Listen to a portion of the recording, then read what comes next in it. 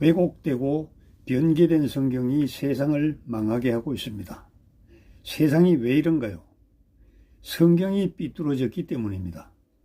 성경의 저자는 하나님이시고 원본은 물리적 수명의 한계로 인해 소실되었습니다.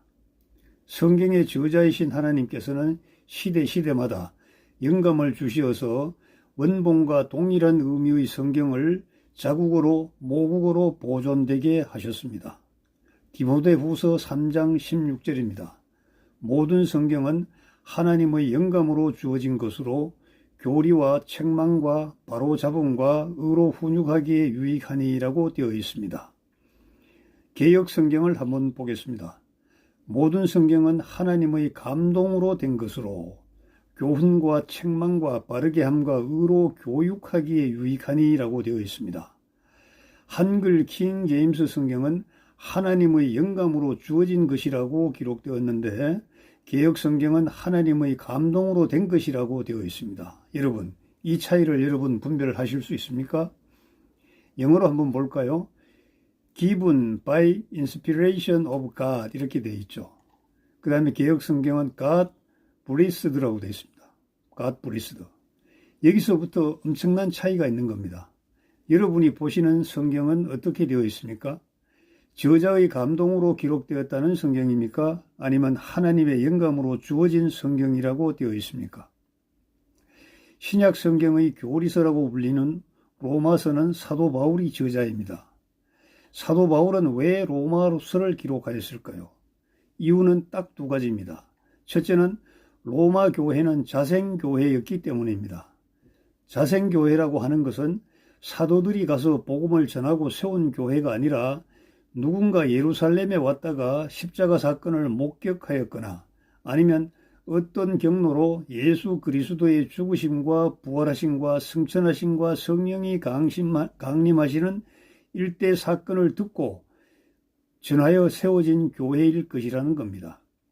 이런 교회는 열정이 뜨겁지만 자칫하면 다른 복음으로 변질될 우려가 크고 실제로 사도 바울이 복음을 전하고 나면 어김없이 이단들이 파고들어서 다른 복음을 전하고 바울이 세운 교리와 교회를 허물어 버리기 때문에 사도 바울은 지나온 길을 되돌아보면서 피 끓는 심정으로 애간장이 녹아가면서 서신서를 보냈던 것이 지금 신약 성경의 바울 서신입니다. 자생교회는 열정이 식거나 어긋나기 전에 올바른 복음을 정립시켜야 합니다. 그래서 바울은 로마에 가기를 희망하였지만 가지 못하자 복음을 적어서 켄크레아에 있는 페베 손으로 로마 교회에 보냈던 것입니다. 두 번째는 아무도 복음을 전하지 않은 불모지대였기 때문입니다. 바울은 스스로 말하길 남이 다른 사도가 다져놓은 터 위에 집을 짓지 않는다는 각오를 다졌습니다. 로마서 15장 20절입니다. 또 나는 그리스도의 이름이 불려지지 아니한 곳에서만 복음을 전파하려고 노력하였으니 이는 다른 사람의 기초 위에다 짓지 아니하려 함이라고 기록되어 있습니다. 그래서 듣지 못한 사람들에게 듣게 하고 모르는 사람에게 알려주고 믿지 못하는 사람에게 믿음을 가지게 하려는 것이 목적이었습니다. 15장 21절에는 기록된 바와 같으니 그에 관한 소식을 접하지 못한 자들이 볼 것이요 듣지 못한 자들이 깨닫게 되리라고 하였느리라고 기록되어 있습니다. 여기서 우리가 한번 생각해 볼 문제가 있습니다. 로마 카톨릭은 시몬 베드로가 로마의 복음을 전했다고 하면서 베드로를 초대 교황으로 추존하고 있습니다. 하지만 베드로는 로마에 간 적이 없습니다. 베드로가 로마에 가서 복음을 전하고 교회를 세웠다면 바울은 로마에 갈 필요가 없었습니다. 그리고 로마서 16장에 로마 교회의 일꾼들을 열거할 때 베드로 이름이 반드시 들어가지 않았겠습니까? 그리고 로마 교황청은 베드로가 독신이었다고 주장하지만 성경은 분명히 베드로가 결혼하였고 장모도 함께 모시고 살았다고 증거하고 있습니다. 고린도전서 9장 5절입니다. 우리에게 다른 사도들이나 주의 형제들이나 게바와 같이 자매된 아내를 동반할 권리가 없겠느냐고 기록하고 있습니다. 또 마태복음 8장 14절에는 예수께서 베드로의 집에 오셔서 그의 아내의 모친이 장모를 말하는 거죠. 열병으로 누워있는 것을 보시고 독신으로 살았던 사도는 베드로가 아니라 사실은 사도 바울이었습니다. 베드로가 기록한 베드로전서의 단어를 바꿔버리는 일까지 아무 거리낌 없이 자행하는 로마 카톨릭입니다. 베드로전서 5장 13절을 보겠습니다. 한글 킹 제임스 성경입니다. 너희와 함께 택함을 받은 바빌론에 있는 교회와 내 아들 마르코도 너희에게 문안하느니라 하고 되어 있습니다. 로마 카톨릭은 베드로가 로마에 있었다는 것을 꿰어 맞추기 위해서 13절에 나오는 바빌론을 로마로 고쳐버렸습니다. 그리고 베드로가 로마에 실제로 있었던 것처럼 왜곡해버리는 거죠. 그 후에 베드로가 로마에서 참수행을 당했다거나 무덤이 발견되었다거나 하는 고고학적 증거라면서 많은 학설들이 등장하지만 베드로가 로마에서 복음을 전했다는 기록은 성경에는 없습니다. 그래서 성경대로 믿는 사람들이 보는 킹 제임스 성경 1611년판이 되겠습니다. 이 성경은 매우 중요한 증거가 되는 것입니다. 이렇게 성경이 전파되는 과정에서 몰래 들어온 사탄의 세력이 성경을 왜곡하고 변개해버린 것입니다. 왜곡되고 변개된 성경이 어떤 지역을 거점으로 퍼지면서 원본처럼 간주하게 만들었습니다. 거짓말도 자꾸 하면 참말이 된다는 사탄의 이론대로죠.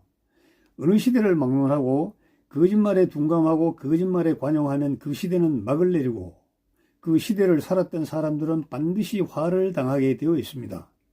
3살 버릇 80까지 간다고 하죠. 어릴 적에 거짓말하는 자식을 보고 오냐 하면 그 자식이 반드시 문제가 되고 성인이 되어서도 범죄를 저지르게 됩니다. 지금 우리나라 정당 대표 중에 이와 유사한 사람 한 명 있죠. 지금 세상은 온통 정의와 불의가 첨예하게 대립하고 있습니다. 불의는 부끄러움이 없고 염치 자체가 없습니다. 정의를 외치는 기독교 목사들도 지금 거리에 나서고 있지만 큰일을 하고 있지만 누가 더 선명한지 다투고 있습니다. 어차피 유한한 세상에서 사는 동안이라도 좀 더 안락하게 살 수 있고 변개된 가짜 성경이라고 하더라도 그 성경으로 복음을 전하는 것을 사명으로 삼는 사람들이 기도하고 예배하고 전도하는 것에 아무런 제재를 받지 않는 사회를 유지하는 것은 매우 중요합니다. 그러나 이참에 한번 심각하게 생각해 볼 필요가 있습니다. 장로교, 침례교, 감리교, 여의도 순복음교, 신천지교, 구원파 등등 모든 교파 교단들이 보는 성경은 개역 개정이라는 겁니다. 같은 성경을 보는데도 불구하고 많은 교단이 출연하고 사이비 이단이 출몰을 하고 있습니다. 그렇다면 그들이 보는 성경을 다시 한번 살펴봐야 하는 것 아니겠습니까? 김진홍 목사님처럼 해석의 문제라고 슬쩍 회피하면 안 되는 것입니다. 대형교회 목사가 공산주의를 지지하고 자유민주주의 수호에는 외면합니다. 아마 그도 죽을 지경일 겁니다. 까놓고 공산주의 하자고 선언하지는 못하는 심정, 진짜는 공산주의 사상을 가지고 있는데 아닌 척해야 하니 얼마나 난처하겠습니까? 좋은 보리밭에 슬쩍 싹을 피우고 보리처럼 살다가 나중에 불살라지는 독보리 신세가 얼마나 처량한지 그들은 잘 알 거 아닙니까? 저는 최근에 대한민국의 탄핵 사태와 관련하여 탄핵 무효, 직무 복귀를 외치는 목사들이 서로 삿대질하면서 이단이라고 하는 것을 보고 조용히 생각해 보았습니다. 어차피 우리나라에 들어온 성경은 처음부터 사탄에 오염된 변개된 성경이었습니다.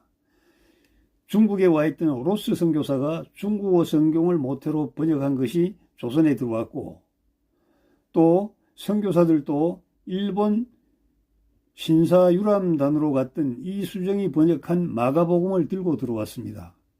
이 성경들은 이미 사탄에 오염된 사탄의 손길에 마사지 당한 성경이었습니다. 그러나 그 당시 조선의 상황이 어땠습니까? 짐승과 다를 바 없이 살아가는 대다수 민중에게 다가가서 전하고 가르치고 치료하는 사회복음이 얼마나 중요한 것이었습니까? 10%도 안 되는 한 줌도 안 되는 양반사족이 문화와 경제와 인권을 장악하고 나머지는 땅 한 뼘도 없이 종으로 살아가면서 그 종의 신분이 뭐가 대단하다고 대대로 물려줘야 하는 쌍놈으로 살아온 세월이 500년이었습니다. 고려 무신정권의 최씨간호인 만적이 왕후장상의 시가 따로 있냐고 항거하면서 기치를 내걸었습니다만 먹을 것과 누릴 것이 한정된 사회에서는 왕후장상은 언제나 상속되게 되어 있습니다. 시는 따로 있는 것입니다. 지금 보세요. 교회들이 의리의리 지어놓고 반드시 자식에게 슬쩍 상속하고 있지 않습니까? 하지만 지금이라도 올바른 성경을 찾아야 합니다. 나라가 망하지 않으려면, 여러분 교회가 망하지 않으려면 반드시 해야 되는 일입니다.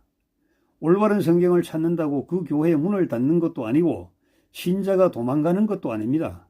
솔직하게 회개하고 올바른 성경을 찾아서 교회와 성도가 참말을 하기 시작한다면 대한민국은 진정하게 영과 육이 강건한 강대국으로 변모할 것입니다. 여러분, 우리 한번 해보지 않으시렵니까? 저는 아무 힘도 세력도 없습니다. 골방에서 공부하고 자판을 치는 원영덕 목사 애원드리는 말씀입니다. 감사합니다.